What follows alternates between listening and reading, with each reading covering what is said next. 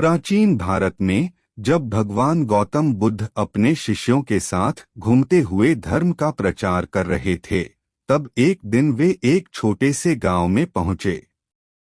उस गांव का नाम श्रावस्ती था। गांव में प्रवेश करते ही बुद्ध ने गांव की प्राकृतिक सुंदरता का आनंद लिया। हरे भरे खेत, लहलहाती फसलें और खेतों में काम करते किसानों की मेहनत देखकर उन्हें अत्यंत प्रसन्नता हुई। गांव के लोग भगवान बुद्ध के आगमन की सूचना पाते ही बड़ी संख्या में उनसे मिलने के लिए एकत्रित हो गए। बुद्ध ने गांव के एक बड़े बरगद के पेड़ के नीचे अपने शिष्यों के साथ बैठकर धर्म की शिक्षा देना आरंभ किया। गांव के लोग ध्यानपूर्वक उनकी बातें सुन रहे थे। उसी गांव में एक गरीब किसान भी रहता था। उसका नाम हरिपाल था। हरिपाल की खेती ही उसकी आजीविका का एकमात्र साधन थी। वह बहुत मेहनती था, परंतु उसकी मेहनत का फल उसे कभी नहीं मिला। बारिश के अभाव में उसकी फसलें सूख जाती, कभी कीट लग जाते और कभी कभी बाढ़ भी आ जाती। हरिपाल की पत्नी और बच्चे भी उसके इस संघर्ष में साथ थे, परंतु उनकी स्थिति दिन प्रतिदिन बदतर होती जा रही थी। हरिपाल बहुत निराश था। उसने कई बार सोच लिया था कि वह खेती छोड़ देगा और गांव से कहीं दूर चला जाएगा, परंतु उसकी पत्नी ने उसे हर बार समझाया, धैर्य रखो हरिपाल, भगवान हमारे साथ हैं। एक दिन अवश्य हमारी मेहनत का फल मिलेगा। जब हरिपाल को पता चला कि गांव में भगवान बुद्ध आए हैं और वे धर्म की शिक्षा दे रहे हैं, तो वह भी उनके पास गया। उसने सोचा कि शायद बुद्ध से उसे अपने सवालों का जवाब मिल सके। बुद्ध को देखकर हरिपाल की आंखों में आशा की किरण झलक उठी। वह उनके पास गया और हाथ जोड़कर बोला, भगवान, मैं बहुत परेशान हूँ। मैं एक गरीब किसान हूँ। मैं और मेरा परिवार दिन रात मेहनत करते हैं, परंतु हमें कभी भी हमारी मेहनत का उचित फल नहीं मिलता। कृपया मुझे बताएं कि मैं क्या करूं? बुद्ध ने उसे शांतिपूर्ण मुस्कान के साथ देखा और बोले, हरिपाल, अपने दुख का कारण बताओ। हरिपाल ने अपनी सारी समस्याएं बुद्ध के सामने रख दीं। उसने बताया कि कैसे उसकी फसलें खराब हो जाती हैं, कैसे कीट और प्राकृतिक आपदाएं उसकी मेहनत को बर्बाद कर देती हैं।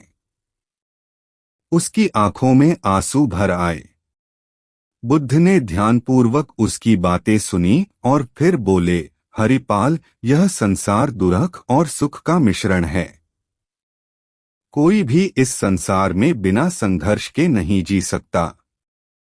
लेकिन याद रखो, हर संघर्ष हमें कुछ न कुछ सिखाता है। बुद्ध ने आगे कहा, जैसे तुम अपने खेतों में बीज बोते हो, वैसे ही अपने जीवन में प्रेम, करुणा और धैर्य के बीज बो। जब तुम खेत में बीज बोते हो, तो तुम धैर्यपूर्वक फसल के बढ़ने का इंतजार करते हो। कभी कभी मौसम खराब हो सकता है, परंतु तुम उम्मीद नहीं छोड़ते।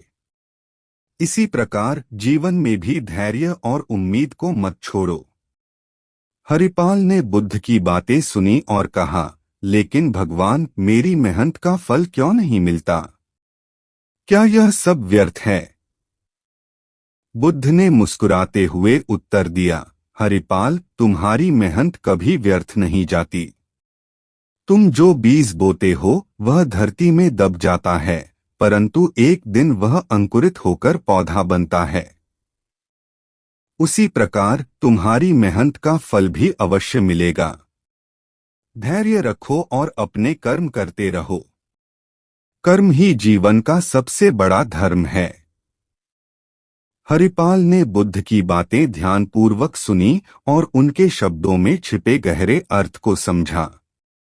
उसने निश्चय किया कि वह धैर्यपूर्वक अपने कर्म करता रहेगा और कभी हार नहीं मानेगा। उसने सोचा, यदि मैं अपनी मेहनत से हार मान लूंगा तो यह धरती, यह खेत, यह फसल सब मुझसे रूठ जाएंगे। बुद्ध ने उसे आशीर्वाद दिया और कहा, हरिपाल, याद रखो, जीवन में कोई भी कठिनाई स्थायी नहीं होती। जैसे दिन के बाद रात और रात के बाद दिन आता है, वैसे ही सुख और दुख भी आते जाते रहते हैं। जो व्यक्ति धैर्यपूर्वक अपने कर्म करता रहता है, वह अंततः अपने लक्ष्य को प्राप्त करता है। हरिपाल बुद्ध की शिक्षाओं से बहुत प्रेरित हुआ। उसने अपने जीवन में नई उम्मीद और विश्वास के साथ काम करना शुरू कर दिया। उसने अपने खेतों की देखभाल पहले से अधिक ध्यानपूर्वक की और इस बार उसने बुद्ध की शिक्षा को अपने जीवन का हिस्सा बना लिया। धीरे धीरे हरिपाल की मेहनत रंग लाने लगी। उसकी फसलें अब अच्छी होने लगीं। बारिश भी समय पर हुई और कीटों से भी उसका बचाव हुआ। गांव के लोग भी उसकी मेहनत और समर्पण को देखकर आश्चर्यचकित थे। हरिपाल ने जो मेहनत की थी, उसका फल अब उसे मिलने लगा था। उसने बुद्ध की शिक्षा के अनुसार अपने जीवन में प्रेम, करुणा और धैर्य को अपनाया। वह अब पहले से भी अधिक दयालु और उदार हो गया था। उसने अपने गांव के अन्य किसानों को भी प्रेरित किया और उन्हें भी धैर्य और मेहनत का महत्व समझाया। कुछ महीनों बाद भगवान बुद्ध फिर से उसी गांव में आए। इस बार गांव के लोग और भी उत्साहित थे, क्योंकि उन्होंने बुद्ध की शिक्षाओं का प्रभाव हरिपाल के जीवन में देखा था। हरिपाल बुद्ध से मिलने के लिए आया और उनके चरणों में गिरकर धन्यवाद देने लगा। बुद्ध ने मुस्कुराते हुए कहा, हरिपाल, मैं केवल मार्गदर्शन कर सकता हूं। असली मेहनत तो तुम्हारी है। तुमने धैर्यपूर्वक अपने कर्म किए और अपने जीवन में सकारात्मक बदलाव लाए। यही जीवन का सार है। हरिपाल ने कहा, भगवान, आपकी शिक्षाओं ने ही मुझे सच्चा मार्ग दिखाया। अब मैं समझ गया हूं कि जीवन में धैर्य और कर्म का कितना महत्व है। भगवान बुद्ध ने गांव के सभी लोगों को संबोधित करते हुए कहा, जीवन में हमें कई कठिनाइयों का सामना करना पड़ता है, लेकिन हमें कभी भी हार नहीं माननी चाहिए। जो व्यक्ति धैर्यपूर्वक और ईमानदारी से अपने कर्म करता है, वह अंततः सफलता प्राप्त करता है। याद रखो, किसी भी संघर्ष में सबसे महत्वपूर्ण चीज है धैर्य और उम्मीद। गांव के लोग बुद्ध की इस शिक्षा से बहुत प्रेरित हुए। हरिपाल की कहानी ने उन्हें दिखाया कि कैसे धैर्य और मेहनत से किसी भी परिस्थिति को बदला जा सकता है। भगवान बुद्ध के इस संदेश ने गांव के हर व्यक्ति के दिल को छू लिया और वे सभी अपने जीवन में धैर्य और कर्म के महत्व को समझने लगे। इस प्रकार भगवान बुद्ध की शिक्षाओं ने न केवल हरिपाल के जीवन को बदल दिया, बल्कि पूरे गांव को एक नई दिशा दी। गांव के लोग अब पहले से अधिक मेहनती, दयालु और धैर्यवान हो गए थे। उन्होंने समझ लिया था कि जीवन में कठिनाइयां तो आएंगी ही, लेकिन जो व्यक्ति धैर्यपूर्वक अपने कर्म करता है, वही सच्चे अर्थों में जीवन का आनंद ले सकता है। हरिपाल की कहानी इस बात का प्रमाण है कि धैर्य, प्रेम और कर्म से जीवन की हर कठिनाई को पार किया जा सकता है। भगवान बुद्ध की शिक्षाएं हमें यही सिखाती हैं कि हमें कभी भी हार नहीं माननी चाहिए और हमेशा अपने कर्म पर विश्वास रखना चाहिए। इस प्रकार इस कहानी से हमें यह शिक्षा मिलती है कि जीवन में धैर्य और मेहनत से ही सच्ची सफलता प्राप्त होती है। हरिपाल की मेहनत और बुद्ध की शिक्षाओं का असर सिर्फ उसके जीवन तक सीमित नहीं रहा। उसका नया दृष्टिकोण और उसका सकारात्मक रवैया गांव के अन्य किसानों के लिए भी प्रेरणा का स्रोत बन गया। अब हरिपाल न केवल अपने खेत की देखभाल करता था, बल्कि गांव के दूसरे किसानों की भी मदद करता था। वह उन्हें बताता था कि कैसे वह कठिनाइयों से जूझते हुए भी अपने धैर्य को बनाए रखने में सक्षम रहा और कैसे उसने बुद्ध की शिक्षाओं को अपने जीवन में अपनाया। हरिपाल की पत्नी भी अपने पति के इस परिवर्तन से बहुत प्रसन्न थी। उसने देखा कि हरिपाल अब पहले से अधिक खुशमिजाज और संतुष्ट रहने लगा है। वह अब छोटी छोटी बातों पर नाराज नहीं होता था और न ही अपनी परिस्थितियों को लेकर शिकायत करता था। वह अब हर दिन अपनी खेती के काम में पूरी तल्लीनता से जुट जाता और हर काम को एक नए उत्साह के साथ करता। उसकी पत्नी ने भी उससे प्रेरणा ली और घर के कामों को भी पहले से अधिक लगन और समर्पण के साथ करने लगी। गांव में धीरे धीरे हरिपाल के इस नए दृष्टिकोण का असर फैलने लगा। गांव के लोग जो पहले अपने हालात को लेकर अक्सर उदास और निराश रहते थे, अब एक नई उम्मीद के साथ अपने कामों में जुटने लगे। हरिपाल की कहानी उनके लिए जीती जागती प्रेरणा बन गई थी। लोग आपस में कहते, यदि हरिपाल अपनी मेहनत और धैर्य से इतना कुछ बदल सकता है, तो हम क्यों नहीं। गांव के सरपंच ने भी हरिपाल की तारीफ की और कहा, हरिपाल, तुमने हमारे गांव के लिए जो किया है वह सच में सराहनीय है। तुमने हमें दिखाया है कि किसी भी समस्या का समाधान धैर्य और मेहनत से हो सकता है। हरिपाल ने विनम्रता से कहा, सरपंच जी, यह सब भगवान बुद्ध की शिक्षाओं का असर है। उन्होंने मुझे सिखाया कि जीवन में हर परिस्थिति का सामना धैर्य और प्रेम से करना चाहिए। गांव के युवाओं ने भी हरिपाल से प्रेरणा ली और उन्होंने भी खेती को एक नए दृष्टिकोण से देखने का प्रयास किया। अब वे खेती को सिर्फ अपनी आजीविका का साधन नहीं, बल्कि एक पवित्र कर्म के रूप में देखने लगे। उन्होंने समझा कि जब तक वे अपनी मेहनत में सच्चाई और समर्पण लाएंगे, तब तक वे सफलता की ओर अग्रसर रहेंगे। हरिपाल की इस नई सोच और दृष्टिकोण का असर सिर्फ उसके और गांव के किसानों तक ही सीमित नहीं रहा, बल्कि पूरे गांव के विकास में एक बड़ा योगदान देने लगा। अब गांव में खेती की नई नई तकनीकों का प्रयोग होने लगा, जिससे उत्पादन में भी बढ़ोतरी होने लगी।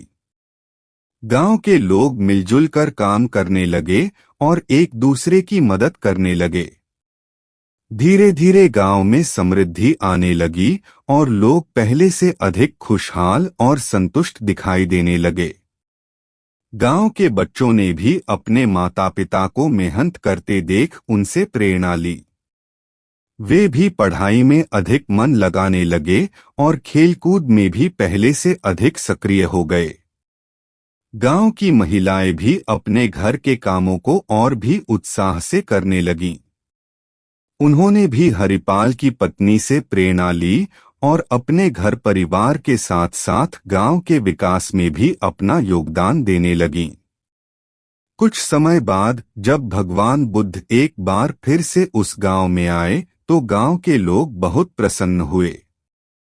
उन्होंने बुद्ध का भव्य स्वागत किया और उन्हें बताया कि कैसे उनकी शिक्षाओं ने गांव को एक नई दिशा दी है।